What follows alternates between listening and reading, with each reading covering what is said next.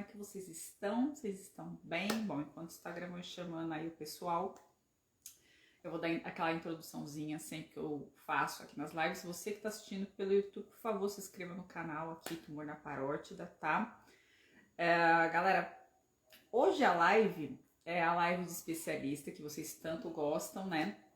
A doutora hoje, ela chama-se doutora Soniara Lisboa, né? Ela é médica, cirurgiã de cabeça e pescoço, mas vamos falar do quê? Do tumor na parótida, né? Aquela live que vocês tanto amam. Tô esperando o Instagram aí chamar o pessoal. Eu, como sempre, descabelada, né? Estou tentando aqui me arrumar. E aí, Instagram, vamos lá. Gente, lembrando que essa live ela fica salva aqui no perfil da Parótida, tá? E também eu vou disponibilizar, não hoje, mas no dia seguinte é lá no YouTube, certo? Deixa eu ver, a doutora já entrou.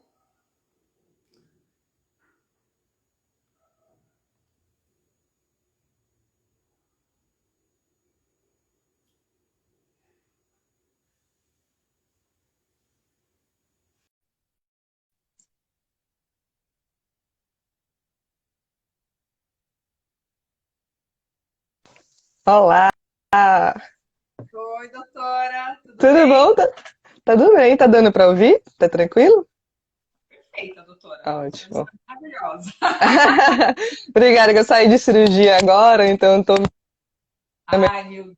Tá com muito trabalho aí não, né, doutora? Não, a cirurgia acabou já tem umas meia hora, é que ainda tô com a marquinha aqui, né? Ai, mas tá linda, fica tranquila. Ah, obrigada, bondade sua. Doutora, primeiro de tudo, eu queria demais agradecer. Eu fico muito feliz quando os médicos eles tiram esse tempo corrida aí que vocês têm para poder falar aqui comigo, trazer informação de parótida, que é Ah, difícil, é complicado, né? Então, assim, sim, com certeza. obrigada Não, demais. que isso, que isso. Eu agradeço o convite, né? Para mim é ótimo, é um assunto que eu gosto bastante, né? A cirurgia de parótida, para a gente, é sempre uma cirurgia muito desafiadora, muito boa também, né? Então, eu agradeço também bastante o convite, é um tema muito interessante, acho que a gente precisa discutir um pouquinho mais mesmo. As E pessoas precisam parabéns pelo saber. Instagram, seu Instagram traz muita informação, muito legal, eu acompanho. Sempre parabéns, viu? Obrigada, doutora. Nada, que Eu, isso. eu fico muito lisonjeada quando vocês falam isso, porque o pouquinho que eu posso passar, né, se eu tenho Sim, essa facilidade e a generosidade de vocês, por que não, né? E é uma coisa que ninguém não. fala, né? É muito, Fala, até a é pessoa chegar no verdade, diagnóstico é bem difícil, né, doutora? é Mais verdade. do que ninguém sei, então É, é por isso que não, seu eu trabalho é excelente. Acho que realmente é pouco conhecido, né? Pouco divulgado esse tipo de informação. Então, seu trabalho, para quem precisa, é excelente. Tá de parabéns. obrigada, obrigada, doutora. Doutora, como a senhora é nova aqui na parótida, eu queria que você se Isso. apresentasse para as pessoas te conhecer, saber de onde você é, né? Que às vezes a pessoa fala, Claro, ah, por que você claro. me perguntou? Pode falar, doutora. Pronto, pronto. Meu nome é Soniara, né? Eu sou aqui da Bahia, né? Eu tô falando hoje aqui de Salvador. Eu sou formada aqui, né? Fiz faculdade aqui em Salvador, na Escola Baiana de Medicina, uma das mais tradicionais aqui da região. E fiz cirurgia geral e cirurgia de cabeça e pescoço na USP, aí em São Paulo, né? Tive essa sorte, né, de conseguir fazer aí, foi uma experiência muito boa, né? Já terminei, já tem alguns aninhos, voltei para casa, né, para trabalhar aqui, ficar perto da família, né? A gente tem mais, né? Embora eu tenha gostado muito de São Paulo, achei uma cidade maravilhosa, voltar para minha terra assim, não tinha outro jeito, né? Então agora estou atuando aqui Correria em aqui, né, doutora? Salvador. Não, um estilo de vida um pouquinho diferente, né? É, Baiano, ou o baiano gosta muito, ou o baiano ele fica meio assim. Eu sempre fiquei em cima do muro, então acabei voltando. Aí agora estou atuando aqui em Salvador, estou com a equipe. É muito bom, tá de volta e tá participando hoje aqui também. obrigada, doutora. É, olha, doutora, como você havia dito lá no começo, que a cirurgia da parótida ela é bem desafiadora, né? Eu Com já recebi certeza. vários médicos aqui, cirurgiões de cabeça e pescoço. Uns falam que adoram, outros falam que É, justamente porque é uma cirurgia delicada, né? É uma com cirurgia que, não só certeza. por causa do nervinho facial ali, essa é uma cirurgia para ser Ah, rápida, né, doutora? ele é sempre a estrela da vez, né? É, Realmente. Realmente. Ele é complicado. doutora, o que que é, para quem não sabe, né? Vou até aproveitar esse mês aí que nós estamos aí de Julho Verde, né? Que é o mês de Oh, com conscientização de cirurgia de certeza. cabeça e pescoço. Eu vou lascar matéria de parótida Boa. aqui para o pessoal conhecer. Legal. Parótida faz, doutora? Para que ela existe no nosso organismo? Pronto, para começar, assim, para todo mundo aqui que não tem muita experiência no assunto, a parótida é uma glândula salivar, né? Ela produz saliva, ela é a maior glândula salivar do nosso corpo, né? Ela fica numa posição, assim, mais pré-auricular, né? Ali tem uma relação muito íntima com a mandíbula, né? Por ela passa o nosso famoso nervo facial. Se não fosse por ele, a cirurgia seria, obviamente, muito mais tranquila. Ele passa por ela dividindo, né, a parótida em dois segmentos, né? O segmento superficial, naquela parte que fica mais ali para fora do nervo, e no segmento mais para dentro do nervo, que é o lobo que a gente chama de lobo profundo. A função da parótida é basicamente produzir saliva, né? Ela tem um ducto que conecta a nossa boca, onde desemboca realmente a saliva. Ah, mas poxa, é a principal de todas? Não, a gente tem outras glândulas, claro, também, mas ela é a grandinha, ela é a poderosa, por assim Ela é a dizer. danada, né? Ela é a Ela é danada. uma das, né? Uma das, é verdade. E, doutora, como que a gente pode saber que a gente está com algum tipo de tumor na parótida? Como é que a gente faz para detectar isso? Pronto, ó. Tumor de parótide, assim, por ser também a maior glândula salivar do nosso corpo, ela também é a mais acometida, né, por tumores tanto benignos quanto malignos, né? 80% aí de tumor de glândula salivar vai estar acometendo presença nela, né? Acomete nela. É, geralmente, assim, o paciente ele não tem um sintoma muito específico, sabe? O mais comum que ele nota, na verdade, não é nem ele, é basicamente assim, os familiares, alguém olha para ele e fala, nossa, olha, esse lado do seu rosto está mais, né, tá aumentado, tá mais inchado. E aí que ele percebe, nossa, pô, aumentou aqui mesmo, estou sentindo alguma coisa, tá? É o mais comum isso de acontecer. E em casos de tumores mais agressivos, né, câncer, no caso, mais agressivos, a gente pode ter dor, a gente pode ter uma alteração da mímica facial, então, assim, é um lado do seu rosto que não está muito igual ao outro lado, e aí isso pode acontecer também, né? Mas o mais comum é isso acontecer. E aí a gente tem o grande exame que a gente usa, principalmente a ultrassonografia, é o primeiro exame, que é o exame também mais fácil do paciente fazer, não tem nenhuma radiação. E claro que a gente complementa com outros exames, como tomografia, ressonância e a punção, né? A punção desse nódulo ou desse tumor, a depender, que a gente faz para ter pelo menos um norte do diagnóstico, né? Poder dar um diagnóstico melhor para o paciente e assim poder fazer o tratamento de forma mais adequada. Vou fazer uma pergunta que eu faço para todo médico que passa por aqui, doutora, porque as pessoas Uhum, me perguntam bastante isso, e eu, como claro. paciente também, eu sempre gosto de reforçar. É possível o tumor benigno? Eu sei que a prevalência dos tumores malignos da parótida, eles tendem a doer. Mas é Uhum. possível um tumor benigno também? Ele pode causar dor local? Pode sim. Alguns tumores, mesmo os benignos, se eles crescem demais, eles podem causar dor, sim. Tanto pela própria compressão ali do nervo, como das estruturas que estão muito próximas, né? Como eu te falei, a mandíbula, a gente tem a questão de abrir a boca, né? Mastigar, pode causar dor mesmo sendo benigno. É claro que, assim, no contexto, a gente sempre fica com um pouquinho de pé atrás, então a gente vai buscar para ver se a gente não tem um diagnóstico de uma malignidade, né, de um câncer.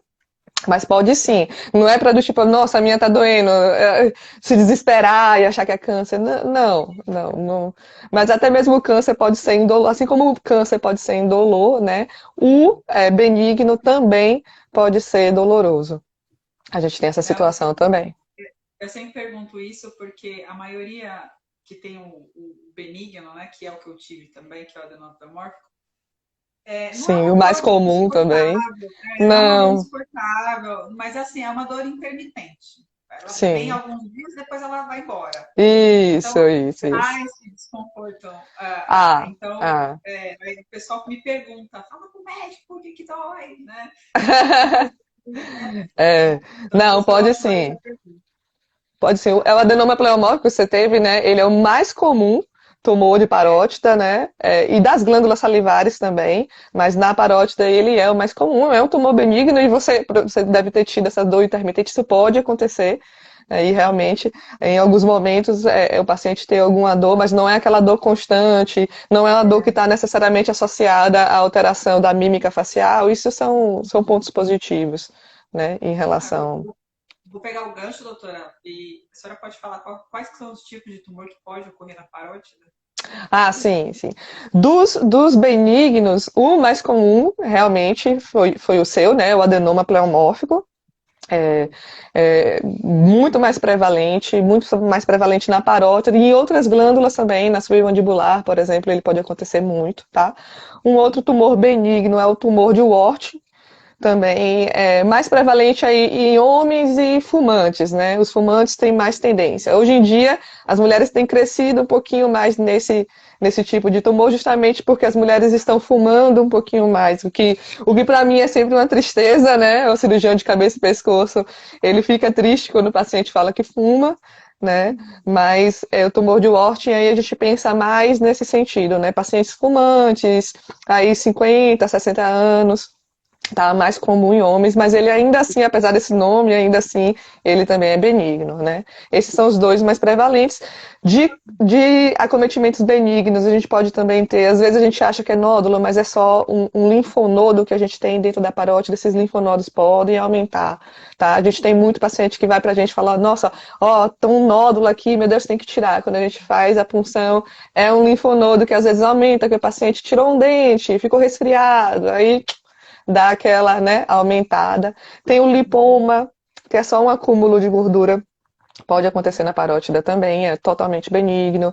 A gente tem o chivanoma, que na verdade é uma alteração do nervo, né? Você pode ter ele no nervo, mas pela posição, pela localização, você acaba achando que é um nódulo de parótida. Na verdade, não é algo no nervo, né? Também benigno. E dos malignos, assim, o mais prevalente é o carcinoma mucoepidermoide, né, é o mais prevalente na parótida, segundo aí do adenoide cístico, né?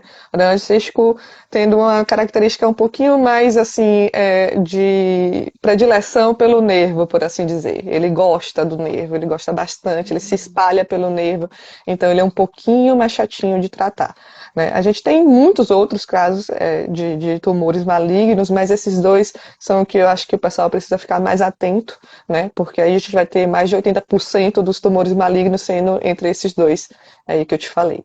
E dos benignos, ou aí o adenoma pleomórfico ou o tumor de Wart, para a gente ficar mais atento também. Doutora,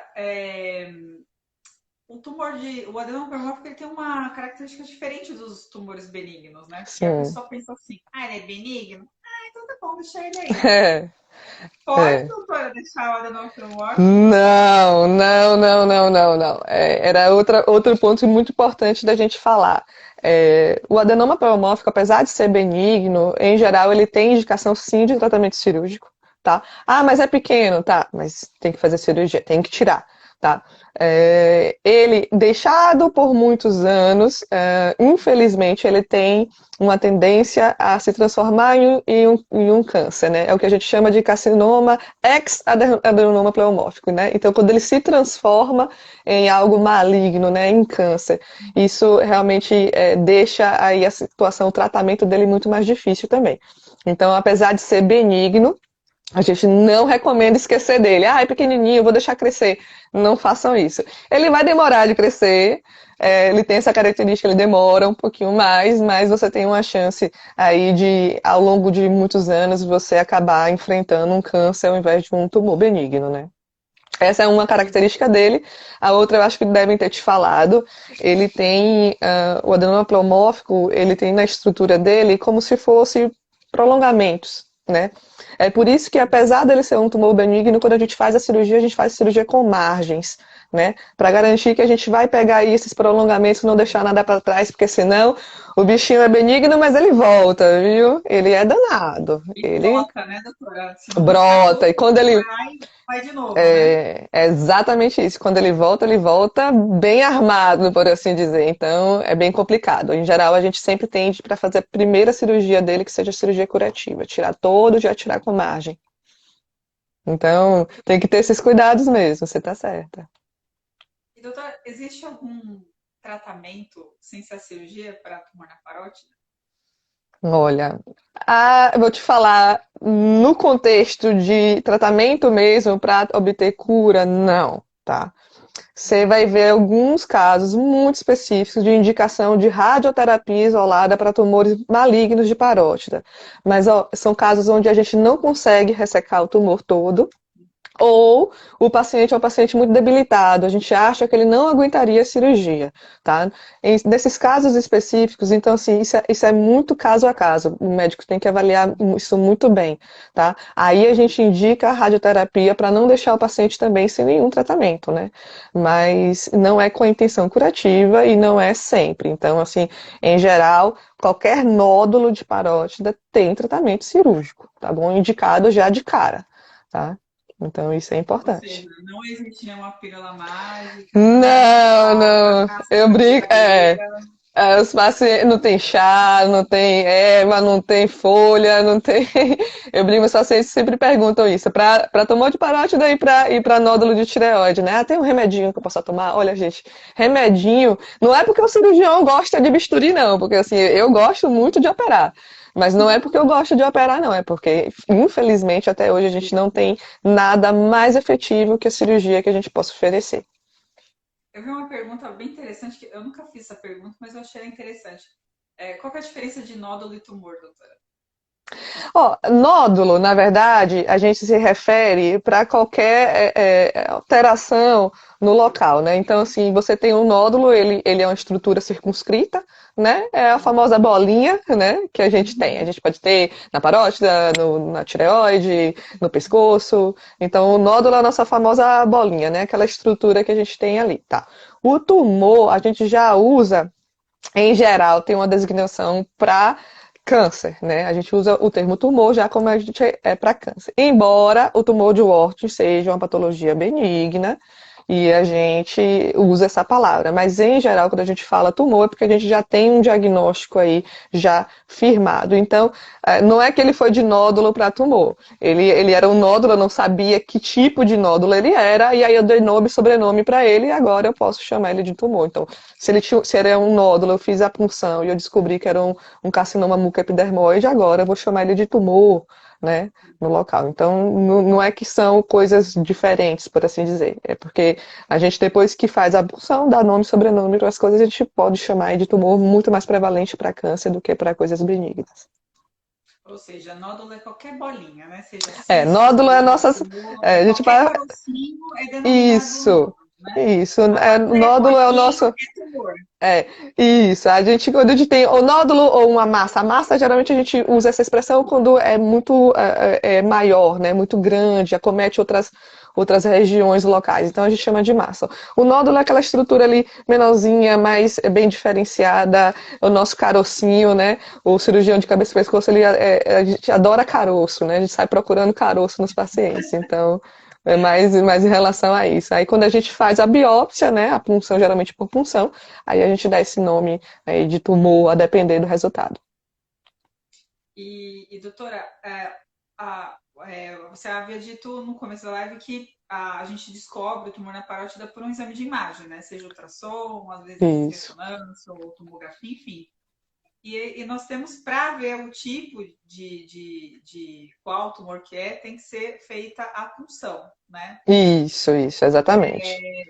E o exame de punção, ele é um exame que ele não é, ele dá um caminho, mas ele não é um exame 100% assertivo, né, doutora? Não.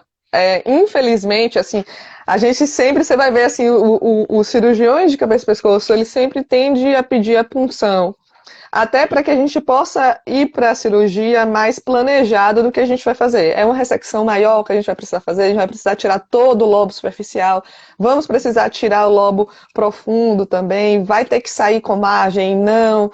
Tudo isso a gente gosta de já ir meio que preparado, já sabendo esse resultado. Mas a punção, infelizmente, ela não é 100% das vezes que o nosso colega patologista consegue lhe dar um diagnóstico. Não é culpa dele, sabe? É porque realmente, às vezes, assim, a coleta de material ou nem sempre é bem feita, ou o material não é tão bom, ou ele não é tão expressivo, então, assim, ele não consegue te dar, bater o martelo final.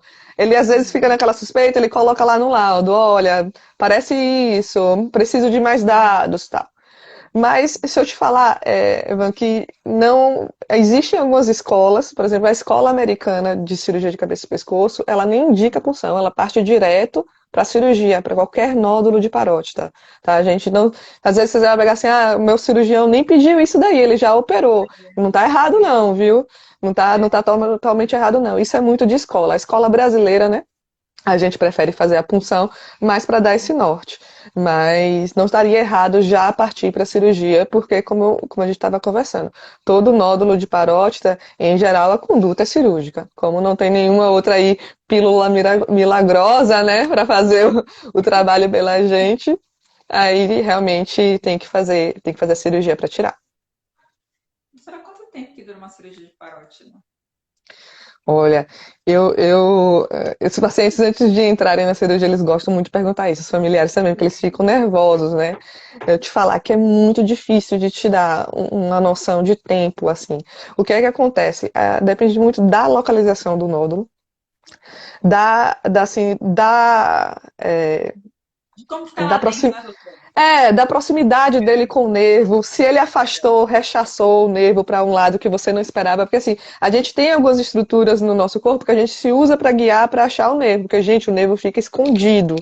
Ele tá ali, ele tá se escondendo da gente, viu?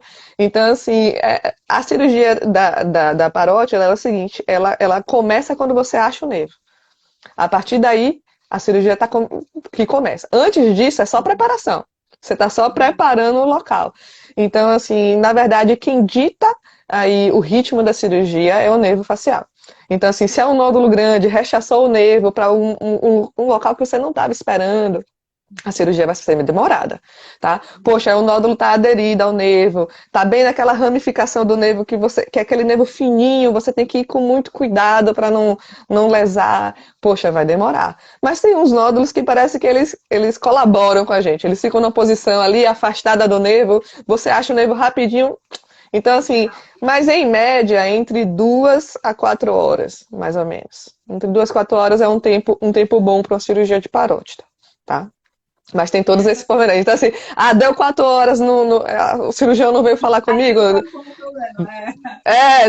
Não encare como problema, porque a gente é muito criterioso. O cirurgião de cabeça e pescoço, ele é um cirurgião de nervinhos, então a gente fica ali, ó, horas só num nervo para garantir que ele fique bonitinho. Então, não é para se desesperar, É bem não. fininho, né? Parece uma tripinha fininha, né? É, ele, ele começa maiorzinho, o tronco dele é um pouquinho maior, né? E depois ele vai se ramificando, né? São 5 grandes ramificações que a gente vai acabar procurando. E aí, quanto mais pra frente no rosto, né? Mais fininho ele fica. E aí, eu vou te falar, tem que ser paciência, tem que ter calma, porque ele, como eu te falei, ele é a estrela da vez. Ele tem que ficar e ele tem que ficar bonitinho. Ele não pode sofrer muito, não. Então a gente tem muito, muito cuidado com ele. Doutora, já que a gente está falando aqui da cirurgia, a cirurgia da parótida, ela, como qualquer outra cirurgia, tem as suas complicações, né? Mas a da Sim. parótida, existe algumas que são específicas dessas cirurgias, né? Tem sim. Complicações, doutora. Ó, as grandes complicações, por assim dizer, da cirurgia de parótida, a gente tem o que a gente chama de síndrome de Frey, né? A síndrome de Frey, ela é uma sudorese gustatória, como a gente chama ela também. Ou seja, devido à retirada da parótida, a gente tem algumas ramificações anômalas dos nervos que inervam, né, as glândulas sudoríparas, e acaba que quando o paciente vai comer, ele nota que a face dele fica vermelhinha e suando, tá? Isso acontece em maior ou menor grau. Em geral, a gente tem até uma dificuldade para ter uma noção da frequência que isso acomete os pacientes, porque algumas vezes é tão discreto que o paciente não se queixa depois da cirurgia. E como a gente acaba nem sempre perguntando, passa batido, por assim dizer. Mas para alguns pacientes, essa sudorese é um pouquinho mais intensa. Então, eles começam a comer, começam a pingar um pouquinho mais de suor. É chato, mas tem tratamento, a gente consegue. E tem como a gente tentar evitar dela acontecer, né? Alguns mecanismos que a gente usa durante a cirurgia. Tá? Mas mesmo ela acontecendo, a gente consegue dar uma amenizada depois, tá bom? Outra que é muito comum, eu já vi relatos seus, achei bem legal, isso acontece bastante, infelizmente, pode ser temporária ou permanente, que é a paresia ou a paralisia do nervo facial, né? A paresia, que é quando você tem uma alteração aí na mímica da face, por um período, ela é transitória. Então, às vezes é o paciente que operou, ficou com um cantinho da boca caído, o olho que não está fechando completamente, não consegue enrugar totalmente a testa, tá? Isso pode acontecer, gente. É como a gente estava conversando. O nervo ele é tão fininho que às vezes, mesmo com muito cuidado, ele sofre. E o nervo, quando ele sofre, é como se ele se cansasse. Ele fala, você me bateu aqui, então vou ficar sem funcionar por um tempo. Você que se vire, entendeu? Aí geralmente quando termina a cirurgia, a gente pede o paciente dar aquele sorriso, e um canto não vai todo, a gente, poxa, sofreu um pouquinho, né? Então, ela é transitória, mas a gente consegue com fonoterapia, com físio, né? Em geral, a resposta é muito boa. O paciente tem uma recuperação, a grande maioria é completa, tá? E em alguns casos, graças a Deus, cada vez menos frequente, a gente tem a paralisia aí permanente, né? Onde, em geral, é quando você precisa sacrificar algum ramo do nervo, porque ou ele está grudado no tumor, ou ele está invadido, não tem jeito. Quando ele está invadido, realmente é uma das poucas vezes que a gente realmente não tem o que fazer, a gente não tem como tirar esse nervo, tirar esse tumor, deixando para trás alguma coisa. Então, nesses casos, a gente precisa sacrificar o nervo e realmente você tem uma paralisia permanente, né? Esse é um caso que pra gente é sempre muito sofrido para o cirurgião, porque a gente sabe que é uma perda. A face é o nosso cartão, né, de entrada aí, todo mundo está ali vendo. Então é muito sofrido. Como os tumores de parótida acometem mais mulheres também, ainda mais pra gente que tem aquela questão da vaidade e tudo mais. Então tem a chance disso acontecer, infelizmente sim, mas muito mais ligado àqueles tumores malignos, agressivos que a gente tinha conversado. Tá? Mas realmente são essas três, eu acho que são da parótida as mais específicas. Mas a gente tem aí seroma, né, que é aquele acúmulo de líquido. Pode, muito comum acontecer na parótida. A gente tem que ir lá, não sei se você precisou fazer, mas a gente precisa tirar, a gente faz aspiração no consultório mesmo. Tira o líquido, faz um curativo compressivo, em geral a resposta é muito boa, tá bom? Hematoma, um pouquinho menos, mas sempre pode acontecer, tá bom? E o que a gente chama de fístula, né? Salivar, é quando começa a vazar saliva da própria aí parótida que você ressecou, acaba saindo, ficando entre a pele e a glândula, e aí às vezes a gente precisa aspirar, tem algumas medicações que a gente usa para poder fazer essa fístula fechar. A doutora perguntou, não sei se você teve, Ivan. A Vanessa teve tudo, menos... A única coisa que eu não tive foi paralisia facial. A única coisa que eu tive. Eu tenho a síndrome de Frey, a minha é bem acentuadinha. Aquela de pingar. Pingar, né? Aquela de pingar. Eu tive seroma saliva, eu acredito que foi saliva, né? Porque o meu pingava também. Também, né? Pingava e eu várias coisas. Vixe, bem chatinho, né? Às vezes pode ser. O importante é que você tirou, graças a Deus não teve aí. Eu acho que de todas essas que eu te falei, eu acho que a paralisia permanente, eu acho que é a pior de todas, viu? Ela ela, até pra gente que é cirurgião, assim, eu conheço cirurgiões muito antigos, professores meus, que eles ficam arrasados quando eles precisam sacrificar. Então, é complicado pra gente. A gente sabe que isso, né, É muito na qualidade de tempo. vida do paciente. É, é claro que com a fono, você tem pelo menos, assim, mecanismos de fazer o paciente se readaptar, né, ter uma vida praticamente normal, mas a gente sabe que altera a face, né? Altera a face. Aí volta e meia alguém pergunta, para o paciente é muito chato, né? Uma situação muito delicada. Principalmente quando acontece no ramo que vai para o olho. Esse é o pior de todos. Não fechar o olho é muito complicado, principalmente quando o paciente vai dormir. Ele tem que ele mesmo fechar o olho, tapar, porque senão o olho abre durante a noite e ele pode ter uma úlcera de córnea. É muito chato, né? Então, por tudo isso que essa situação que pra gente é a mais delicada.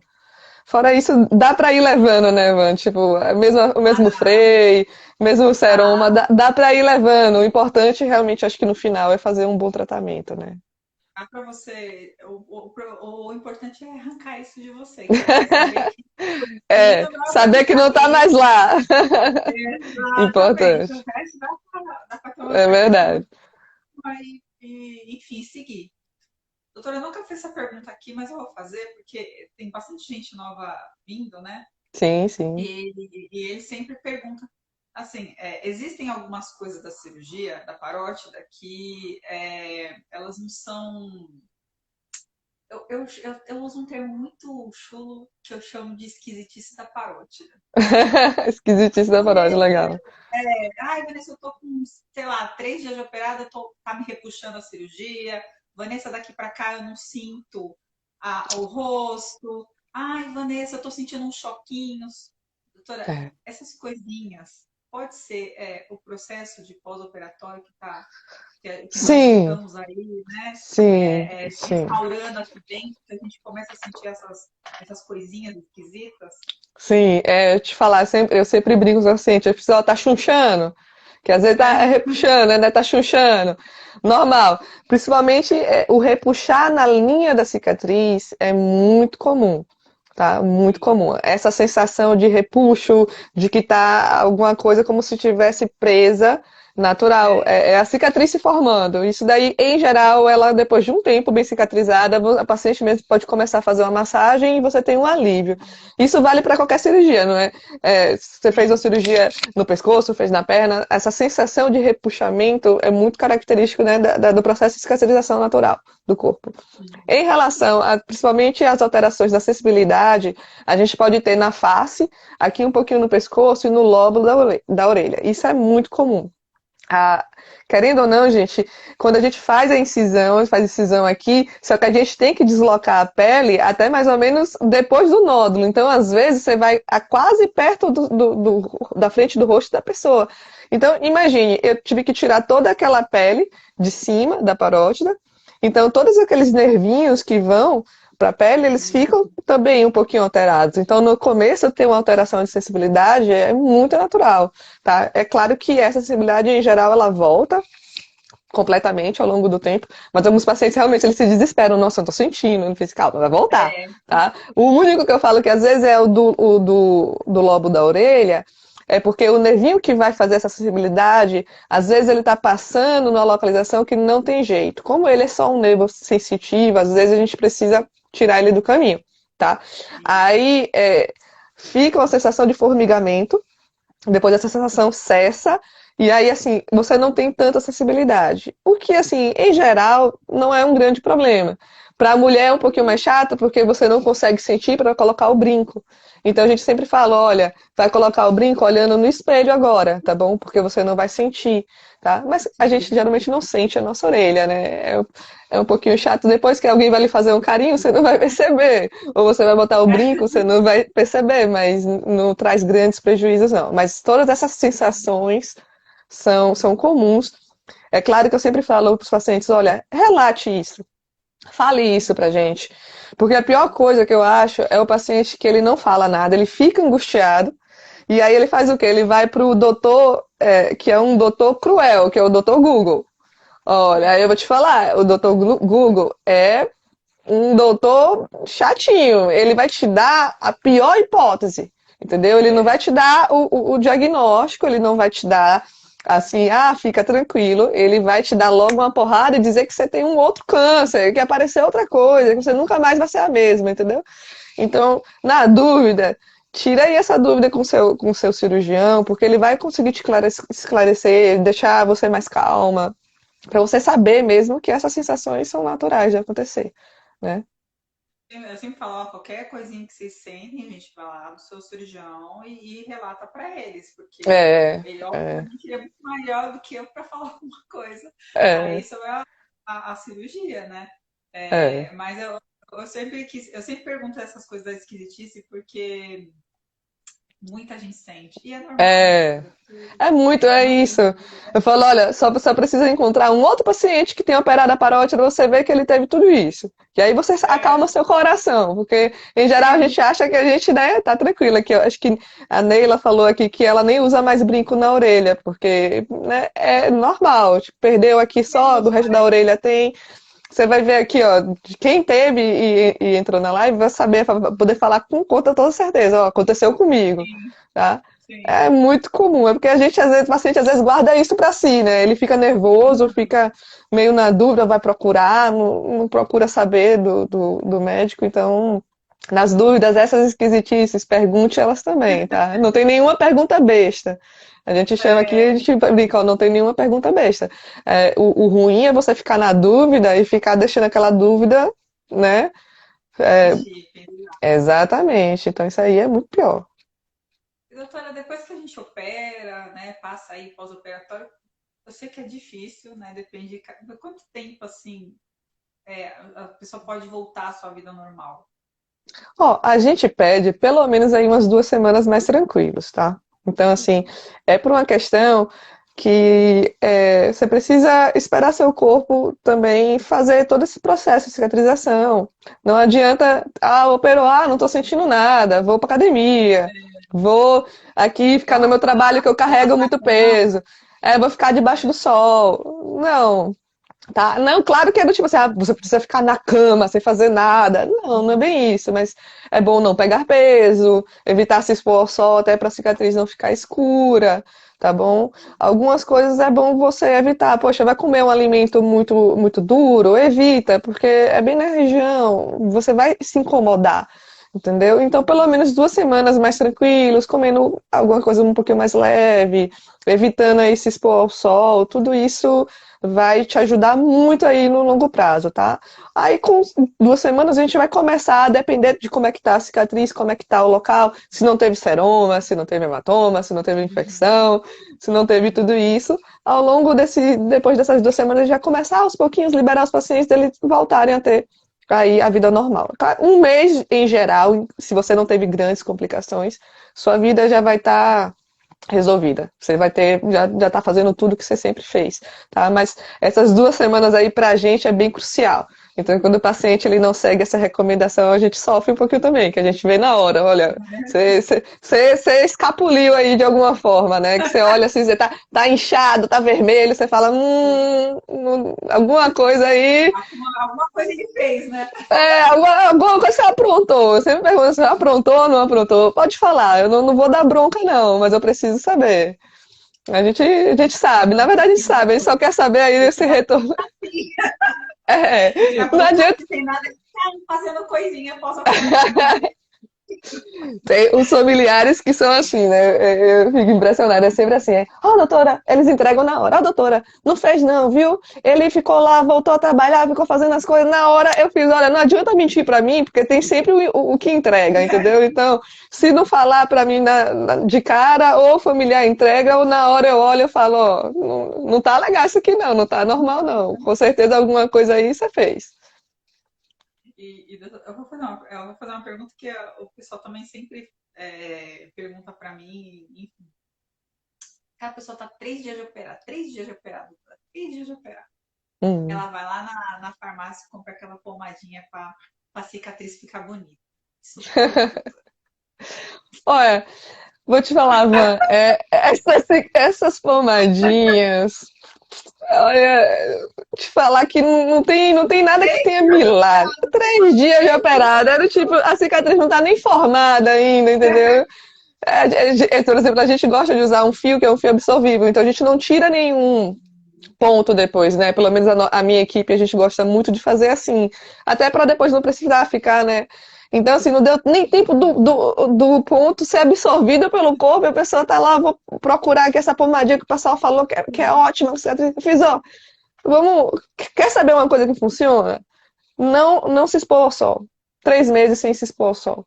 Te garantir uma coisa, se a cicatriz pelo menos escura, ela não fica, tá? Escura ela não fica. Ah, vai ficar uma cicatriz grande ou não? Gente, isso vai mais, depende mais do tipo de cicatrização do paciente do que da cirurgia que a gente fez. Tem gente que tem uma tendência natural a fazer uma cicatriz grande. E aí, infelizmente, assim, não tem nada antes da cirurgia que a gente possa fazer. Depois, aí a gente tenta alguma coisa, mas primeiro espera seu corpo cicatrizar de verdade. 3 dias não cicatrizou, espera cicatrizar de verdade. E aí a gente te ajuda a ter uma cicatriz mais discreta. Mas eu te falar que eu sempre falo aos pacientes, olha, quer me ajudar? Não sai no sol. Tá, 3 meses aí, em Salvador aqui, cheio de praia, eu peço muito, eu sei, mas é o que mais ajuda, viu? Não se expor ao sol, acho que é o fundamental, né, doutora? É, Porque a retenção é complicado, né? é. Olha, eu conheço cirurgião plástico, eles também dão basicamente eles fazem basicamente esse pedido. Porque os primeiros 3 meses, assim, o processo de cicatrização é muito intenso. Se você toma sol, os melanócitos da sua pele, eles têm a tendência a ir para aquele local e deixam cicatriz escurecida. Se isso acontece, eu te falar, para clarear depois, nada clareia, tá? Nada clareia. Ele vai ficar bem difícil, fica mais evidente. E você tem uma cicatriz, mesmo que seja grande, mas do tom da sua pele, ela fica discreta, tá? Ela fica muito mais Não dá discreta. nem pra ver, gente. Não dá É, nem pra ver, ó. não, não dá. A minha é enorme, assim, ó. Não dá nem Ó, pra a ver. pessoa precisa Se eu não procurar, a pessoa precisa precisa, procurar. e ó, eu tenho hepatite na cicatriz também, mas olha, Ó, nem dá tinha, não. nem É, só tem que olhar bem assim pra ver que eu tenho que cicatriz também. tem. É, É. tá aí. Tá aí a prova viva de que eu não tô mentindo. Não, doutora, depois que tudo bem, a gente ficou aí, tá tudo certo, passou, a gente precisa fazer acompanhamento ainda com cirurgia de Sim, cabeça e pescoço? Quanto sim, tempo ó. a gente precisa fazer acompanhamento? É, eu brinco com meus pacientes, falei, olha, não é só porque você me usou aqui na cirurgia que agora você vai me descartar, não, viu? Agora, do tipo, tem gente que vem pra mim, agora eu vou voltar com minha endócrino, não esquecer de mim, não, não é assim, tá? Ó, o segmento depende muito da patologia final, né, do anátomo patológico. Então, são tumores benignos, o adenoma pleomórfico, por essa tendência dele de às vezes voltar, a gente leva um segmento mais amplo. Ah, e é sempre? Não. Eu geralmente deixo um retorno mais próximos no começo, né? Então eu peço o paciente voltar com uma semana, depois com um mês, depois com 3 meses, depois com 6, e aí anualmente ele vai voltando comigo. A não ser que, tipo, nesse intervalo ele notou alguma alteração, aí ele volta antes, tá? Mas a gente mantém aí um retorno anual por um período mais prolongado. Foi um tumor maligno, foi um câncer. Olha, então é no mínimo, no mínimo, no mínimo, se for um mucoepidermoide, no mínimo, uns 5 anos seguindo certinho, tá? Fazendo exame de imagem, procurando para ver se ele não volta. Tá? O adenoide cístico, como ele tem uma tendência a voltar em até em espaços mais longos de tempo, às vezes ele demora décadas para reaparecer, décadas que você vai ficar com seu cirurgião. Não é sempre, mas olha, para quem teve isso, uma vez no ano e voltar com seu cirurgião, não vai lhe fazer mal. Então reserva um horáriozinho, meia horinha aí para ver a gente, para fazer um exame que a gente vai ficar muito feliz, tá bom? Então tem que manter o Esse segmento exame sim. de rotina, né? Eu sempre falo, inclusive Sim. um ultrassom de pescoço aqui. É, eu, Só. eu, eu, eu falo, eu dou o pedido já sem data para o meu paciente. Eu fiz, ó, esse aqui é para ano que vem. Você fica com É, ele, ano que vem você fez, aí você volta, porque aí já fica fácil. Os pacientes já estão, tem que ficar atento também, né? A gente precisa ter esse cuidado com o nosso corpo. Em geral, a gente é muito desatento à nossa saúde, né? E só quando a gente tem esse baque que a gente fala, ó, agora eu preciso me cuidar. Então, assim, uma vez por ano, pelo menos, vá fazer essa visita, tomar um cafezinho aí com o seu cirurgião, que ele vai ficar muito feliz. doutor, para finalizar, eu vou fazer a pergunta de milhões, que Hum, todo profissional vem aqui, eu pergunto isso, porque as pessoas sempre me perguntam isso. Por que, da onde que sai esse tumor na parótida? Existe alguma explicação? Nós fazemos alguma coisa que ele cresce ali? Enfim, algum hábito? Da onde que Ó, sai? então, vou te falar assim, Van, que fora o tumor de Wart, que tem essa ligação muito próxima com o tabaco, com o tabagismo, né? Então, assim, se você é um fumante, você tem realmente uma tendência muito maior a ter o tumor de Wart que uma pessoa que não fuma. Fora ele, muito difícil, viu? Não tem uma explicação concreta por que isso ocorre. Infelizmente, algumas pessoas, por uma genética aí mais acentuada, a pessoa tem, sabe? É igual o seu adenoma pneumónico. Você provavelmente não fez nada na vida para ter ele, mas ele apareceu. Né? Em geral, realmente difícil. Algumas coisas na medicina ainda a gente não conseguiu te falar assim, poxa, conseguimos encontrar, o problema disso é disso, entendeu? É diferente de alguns outros tumores da cabeça e pescoço. Por exemplo, se você teve um tumor, um câncer na boca, tá? Um câncer na pele, aí eu vou te falar, exposição solar, você tomou muito sol, câncer na pele, câncer nos lábios, tá? Dentro da boca, você fumou, você bebeu muito, tá? Então, isso a gente consegue apontar, olha, foi aqui, foi esse hábito que te causou aí esse prejuízo à tua saúde. Mas o de parótida não tem essa relação tão bem estabelecida ainda. Talvez a gente precise de um pouquinho mais de estudo aí nesse sentido, mas te falar que por enquanto a gente não consegue falar assim, ó, mude esse hábito seu que você não vai ter chance de ter ele. Não, por enquanto fique atento, tá?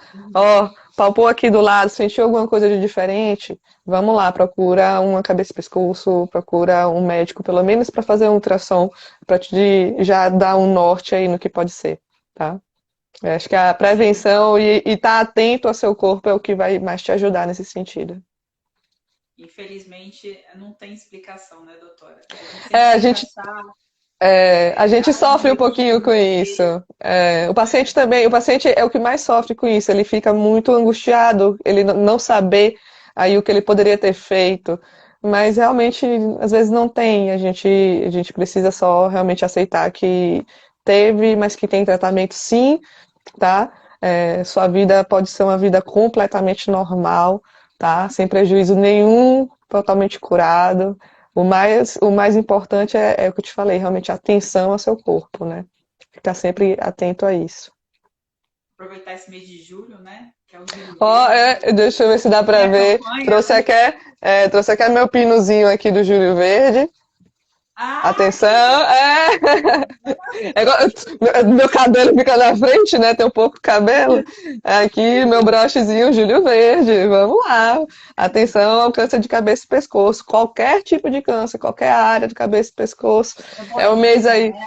Ó, procura a bolinha. Tem bolinha no pescoço? Vamos procurar a gente. A gente vai ver. A grande maioria, graças a Deus, não é nada que você precisa se preocupar, mas você precisa estar atento aí. É o mês para as pessoas lembrarem que essa especialidade existe e está aqui. A gente está aqui querendo cuidar e atuar quando for necessário, claro. É uma especialidade que é pouco falada, que tem poucos É, profissionais, né, doutora? E é, vocês, mulheres, são uma minoria ainda, né, nessa ainda profissão. somos, ainda somos. Estamos Então, tentando dar a virada aí nesse jogo, mas ainda somos. É uma especialidade realmente muito pouco falada. É por isso que quando os pacientes chegam para mim, eu já pergunto, eu fiz, nossa, se procurando um cirurgião de cabeça e pescoço, o que foi que aconteceu? é, Alguém mandou você vir aqui com certeza, que a maioria nem sabe que existe. E tem a confusão entre cabeça e pescoço e o neurocirurgião também, né? Essa aí eu nem entro em consideração porque é uma confusão muito comum. vai operar meu cérebro? Não, vai operar Não, eu fiz, ó, o fio eu, da é, garganta, eu, né? eu brinco com os pacientes, eu falo, olha, tudo que é de fora do cérebro, a gente está aí procurando. Foi para dentro dele, aí eu vou te passar para outra pessoa, que essa daí não gosto nem de chegar perto dele. Essa aí é outra área. Doutora, eu quero demais agradecer. E eu quero que você volte aqui no canal. Oh, com Olha, tema certeza. que não falta. Tem linfonodo e tem outras coisas aí também que o pessoal sempre me pergunta. Então, assim, primeiro, obrigada pela Não, que isso, disponibilidade. eu que agradeço o convite, mano. Foi ótimo, viu? Fique à vontade, pode chamar sempre, sim, isso a gente gosta bastante. Esse Eu papo, sou uma pessoa chata. É assim, a pessoa que participa, eu vou lá atrás dela para dar opinião mesmo. pois pode ser chata comigo, eu lhe Então desculpo, tá eu bom. deixo, eu deixo, eu deixo. Pode chamar assim, para mim vai ser sempre uma grande honra. Ah, doutora, obrigada, olha, obrigada demais Nada, que é pela isso. gentileza, pela generosidade de estar aqui passando informação de parótida, que é difícil, É, né? mas É é bom a gente falar assim. é uma incidência baixa, mas infelizmente tem, né? Então, Então a quando gente tem que ficar acontece, atento. Sim, sim. exatamente, Tem que ficar exatamente. atento. Que isso, obrigada a você, mano. Obrigada a todo mundo aí que participou. Espero que tenha gostado, tá? E qualquer coisa a gente está aqui sempre na área. Gente, ó, obrigada, boa noite, vamos dar Beijo a boa noite para a todos. doutora. Obrigada, doutora. Boa Até a noite. próxima. Até. Tchau, tchau.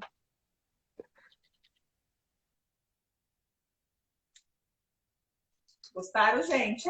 Consegui terminar a live antes do Instagram acabar aqui a live. Olha, gente, vai ficar salva aqui no perfil da Parótida, tá? Essa live.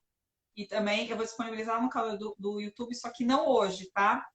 Só amanhã, que aí para dar um tempinho aqui, o pessoal assistir aqui para depois assistir lá, certo? Obrigada a todo mundo que participou, amei, ó. Fica com Deus e ó.